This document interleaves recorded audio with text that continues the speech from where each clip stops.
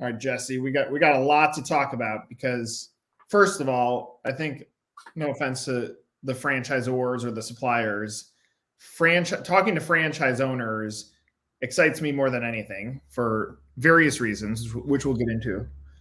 But I want to go back before you're in franchising. And I can look at your resume and see the journey, which we'll get into. But you make the decision to become a franchisee.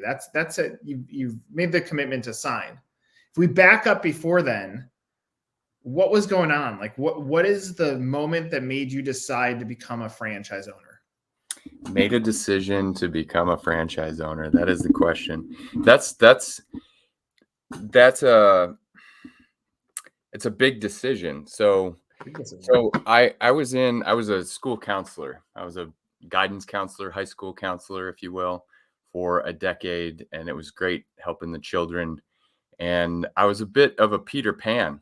I moved from Minnesota to Oregon when I was 29 to learn how to surf. That was why I had a job opportunity, but really I came to Oregon to learn how to surf, and I wasn't ready to give up snowboarding yet. And we've got Mount Hood. I mean, you can hit jumps and rails and everything on Mount Hood in August.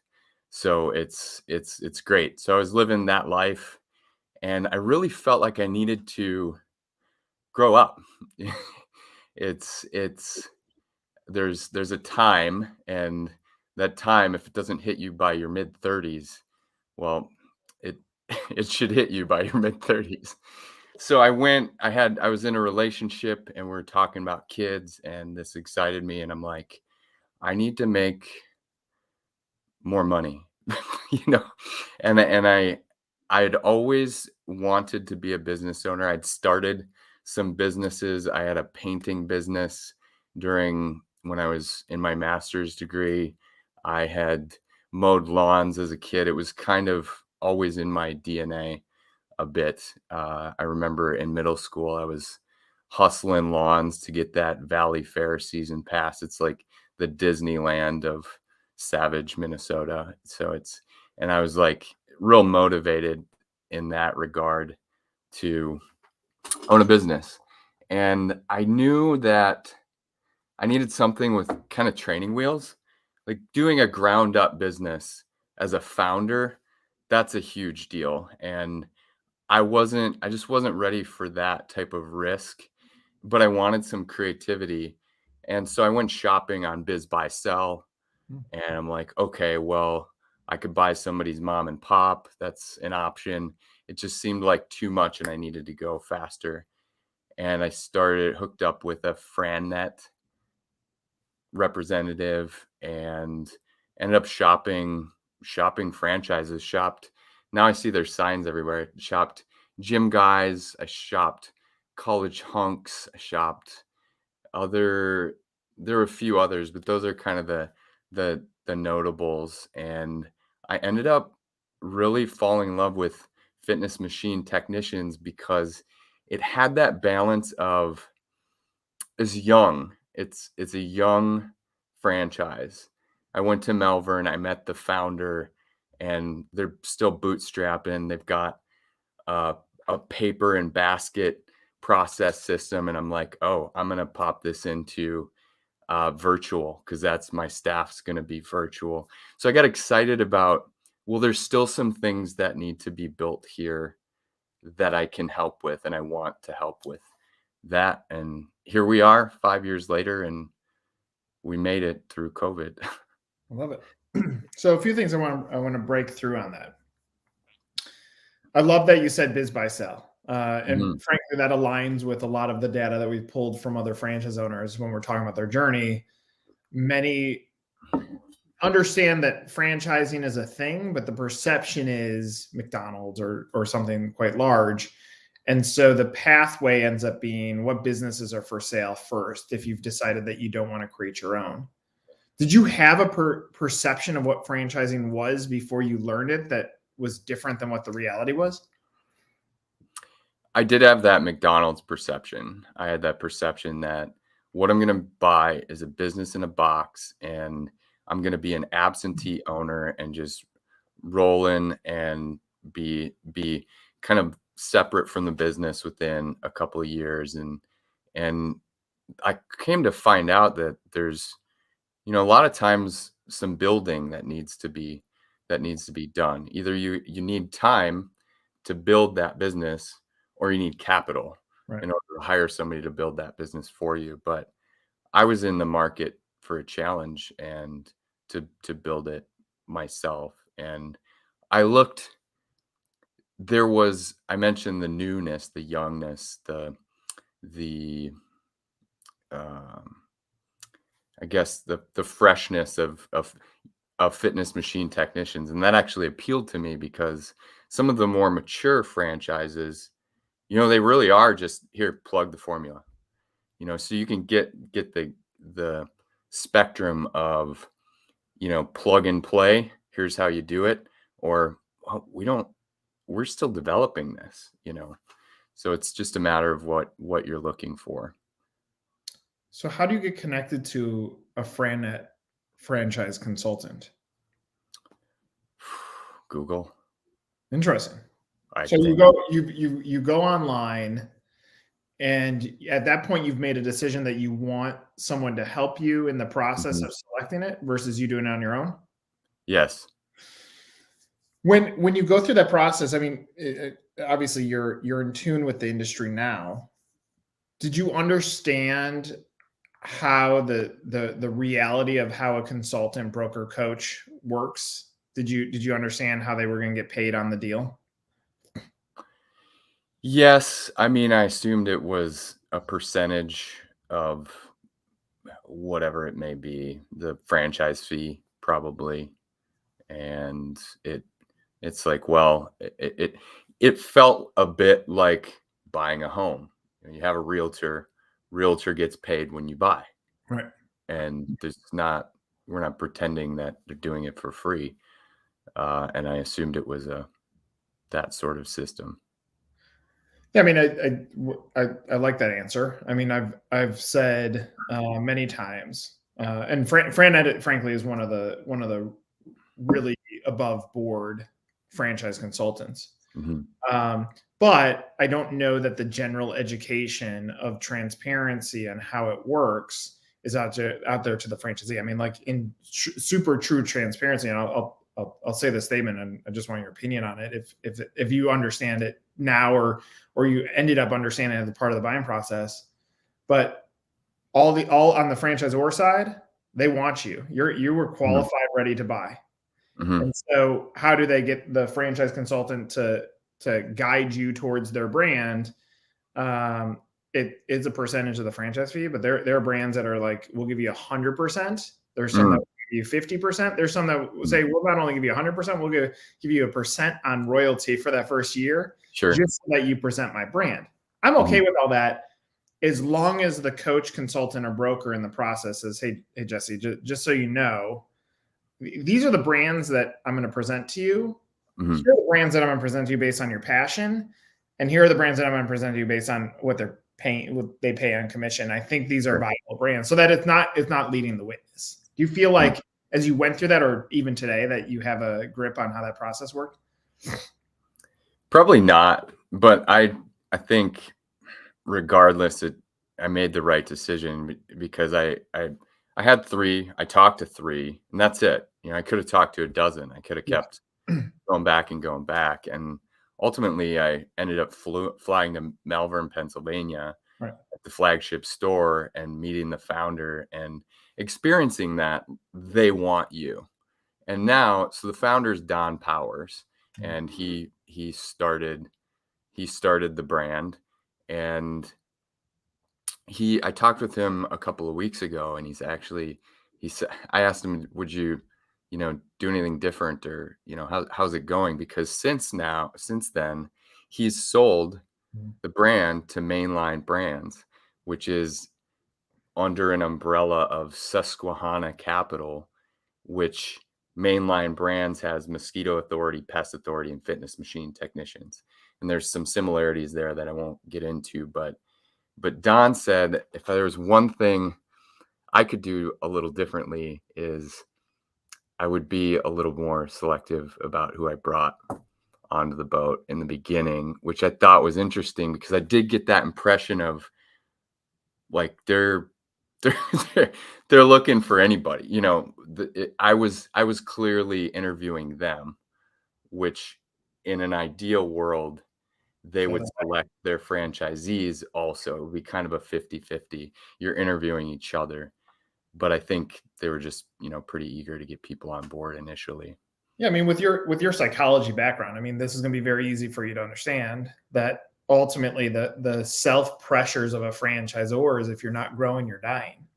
And so Yeah. the only way you're going to grow in their minds, and I'll give the alternative, but in their minds is to grow up. Now I've Mhm. encouraged many franchisors grow fat, then grow Mhm. up, like make sure unit level economics are increasing at a pace that is really, really strong back to the franchise owner, and then grow up. But most brands, it's you're only as good as your last deal. So Mhm. it ends up being that the franchisee is just a number. And I think that's insightful because you hear Don say, well, wait a second, if I were to reflect backwards, Mhm. measure the depth of the individual that's going to now represent my brand, then maybe we grow in a different way, or maybe it's a lot easier to manage or work with franchise owners. Right. So currently, you're still maintaining your a day job. No. No. No. Okay. Mm-mm. This is what I do. Did that happen on day one? Did you say this is it, or did you work your way up into being comfortable with the transition? I finished out a school year. I started in January of 2019, and I I hired a technician and finished out the school year in mid-June of 2019, and it became apparent that this requires all of me very quickly in the sense of there's something to build here, and also in the sense of selling, because if you want to buy a brand or buy a company or a business, there's two main functions. You're building processes and training and procedures, or you're selling your product or service. And it I was full time within 6 months. But it was nice to kind of get off the get off the paycheck slowly. It's like, okay, I'm getting ready to not have a paycheck. But I took out an SBA loan because I knew enough. I'd been reading books about business and entrepreneurship for years, and I'm like, well, I need capital. I don't know what it's for, but I know I need capital. So I started off. Some people start off with their 401k savings and things like that, and I kind of I'm glad I didn't go that route because it's in a separate bucket. It's like, well, this is an SBA loan. This is for my business. I'm going to keep the money that I saved in mainstream employment in my 20s Yeah, and right. early 30s. Did you have to rely on anybody else for financing support, or did you do it on your own? That, I think FranNet did help quite a bit with that. Yes, they were instrumental in that, actually, in finding someone to help me apply for that SBA loan, because SBA is what are people's perceptions of SBA? And what I think it is like, oh, it's hard to get a business. It's really hard. When in fact, the US government wants to give away money, not give away money, but loan you money to start a business because you create jobs. Right. So it's a matter of finding someone to help you put together a proposal for one of these banks that's approved to issue SBA loans, and boom. And franchises are notoriously, I don't know if reliable is a good word, but there just wasn't a whole lot of pushback in the loan process, and FranNet was very helpful in that connection. And this is a little sidebar, but later I referred that company to a friend who built a tree house, and we're talking a house in a tree out in the gorge. Beautiful. I mean, it is a home in a tree. There's some serious engineering going on. Use that same company to get a loan for that and creatively packaged it as a campground, because you can imagine the difficulties associated with building a house in a tree. You're not looking at standard financing there. So it's Right. pretty cool how it all worked out with that. How have you scaled your business? Have you expanded territory? Are you growing it at the pace that you expected when you got into it? Yes, and I will say the last year has been probably back to normal. I mean, we're on the West Coast, pretty liberal. Took a while for places to open back up, and from the beginning, I scaled aggressive. It was like I knew I was just gonna make a bunch of mistakes. And I'm just gonna it's highly technical. I fixed jet engines in the Air Force, like Air Force National Minnesota Air National Guard. So I knew how technical mechanical things and doing diagnostics and repairs were. And it's the same with treadmills. It's like sometimes you're wrong. So I I just I just did it and we bled for a year and then COVID hit. So I'll let you use your imagination for that. But gym shut down and we relied on residential, which luckily it was interesting to watch the economics of it. Everybody needs fitness, Right. and the demand just shifted to it's not your treadmill in your apartment complex, it's your treadmill in your apartment because people need fitness. But that being said, residential repair doesn't pay the bills as well as multifamily apartments. So it's been really encouraging coming out of COVID. And there were a lot of things during COVID that we did to just, hang on. And I tried to grow and I tried to grow even despite COVID. And ultimately, if I was to do anything over, it's like I would have pumped the brakes a little bit on hiring and just said, we're just we're going to focus on profitability alone, and we're not going to grow. Like we're just going to stay right where we're at. But then after COVID, I saw the return of multifamily, and multifamily is my top vertical. It's these little gyms in apartment complexes, 2 treadmills, 2 ellipticals, cable crossover, pretty small. They all need quarterly maintenance for safety and things.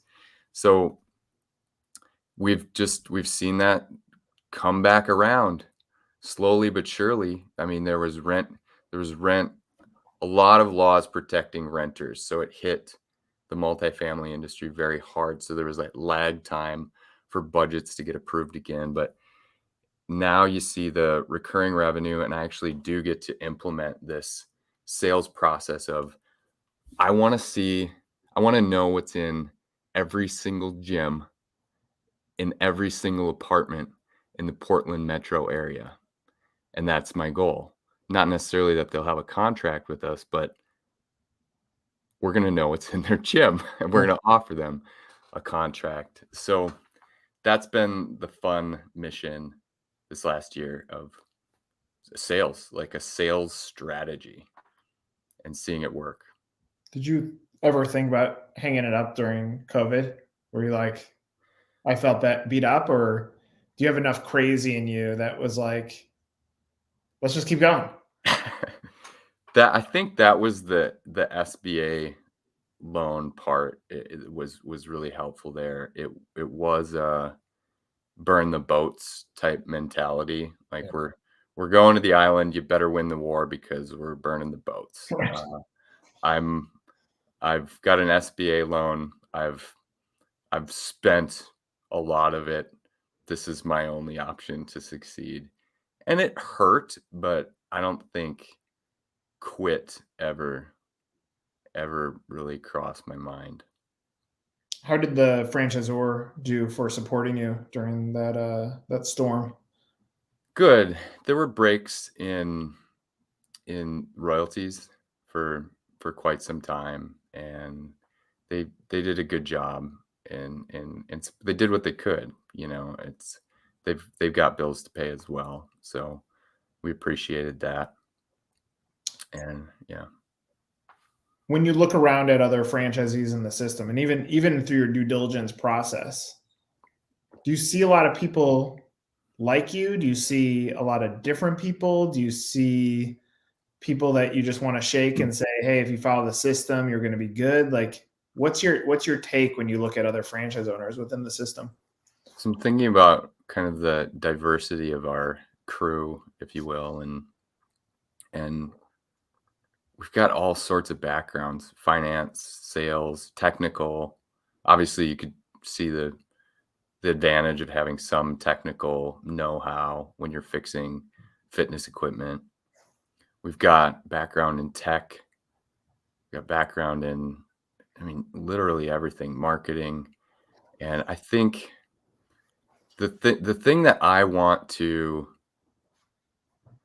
and I'm involved with the franchise advisory council. That's been a great opportunity, and they do really well listening to us, and they implement the strategies. And what what I would like to impart upon my cohort or fellow franchisees is a sales system. We're back into a fairly normal economy, and now it's time to not rely on the pay per click, but figure out, I mean, whatever your goal is. Mine is like know what's in every gym in Portland. Have an inventory of Portland. How many how many treadmills are in Portland? I want to know.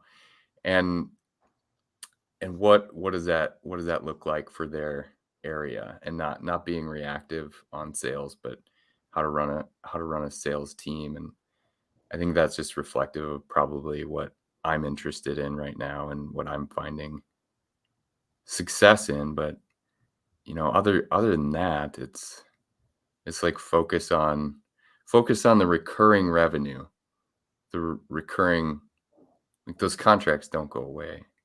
So You reflect back all the way back to when you're making the decision to buy this franchise. Is there something that could have tripped you up if and I met the founder and the founder, like, I felt connected.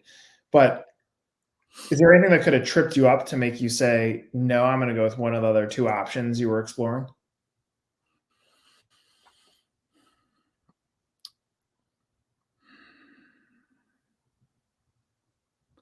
I remember the feeling of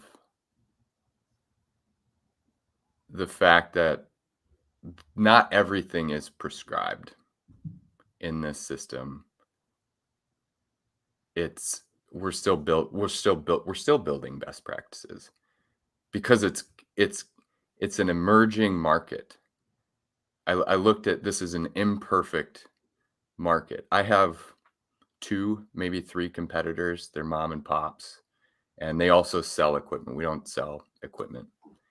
And I loved economics in college, and think of it, there's perfect markets where you're a price taker.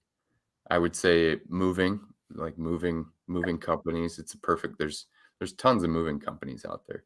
There's tons of junk haulers out there. There are tons of community gyms out there, for that matter. It's a known commodity. There's a lot of competitors. This one, there's two, and my competitor has like 8 Google reviews.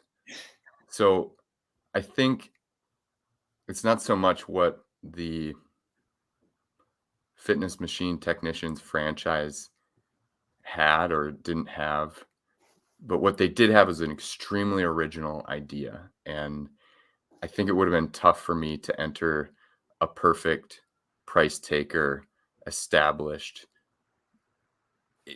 industry, not industry. Yeah, in industry, I guess. And it was just unique. If it was less unique, I would have struggled. Interesting. That's a fair answer. Let's close on this. What's the dream now? I mean, if I go backwards in your story, original dream was continue to be Peter Pan, surf, snowboard when you can, and work a little bit. And you made the decision, I'm going to grow up and become an entrepreneur. What's the dream look like now? Yeah, leave Never Never Land and don't stop being the king of the Lost Boys. But that was good though. I mean, I know how to surf now. I That's don't good. surf, I don't surf as often as I once did, but I can travel and surf. So that's I don't regret that. But if I was to what's the next mission? The next mission is kids. I want to be a dad more than anything. And it's I'm 41 and my wife's 34 and we want 3. And you think when you do you have kids, Nick? 2. Yep. And how old are you, if I may? I'm 40. I'm 42. I had to think for a second. Okay, so you were a little ahead of me, and it's like I always thought like when I decided it would just happen. Right. Oh, first try. Well, it hasn't been that way, Nick. And it's been it's been a tough road, and I think that that's the next mission is like have kids, and it's going to happen. And I'm reminded that by people who struggled or didn't struggle is generally the story ends with, and then we had kids. So the next mission is to continue building fitness machine technicians, and I like and have kids. And I like the idea of franchising. It really catapulted me into the 4th dimension of owning a business, which not many people get to experience on a full-time level. And then you get a ticket. You get a ticket to, okay, well, here's a function for business owners. Here's the Chamber of Commerce. Here's a plug for Entrepreneurs Organization. Great organization. You meet other business owners and you get to think differently. And what I would like to do, my next venture would be to purchase another business and keep this one or sell it to one of my employees or multiple employees. It depends. I like this brand and it's my baby, so maybe I keep it. But I do see myself purchasing another business. It's like one of the books I've read, Buy Then Build. I don't have. You just got to be honest with yourself. It's like, are you a founder? Do you want to come up with the next big thing? Like, all right, that's a lot of energy. Or do you have energy to run another business? And I think I do have the skills for that now. And is it one of my competitors? Maybe. Or something totally different. I'm pretty agnostic to what it is, if it as long as it has a good fit for me personally.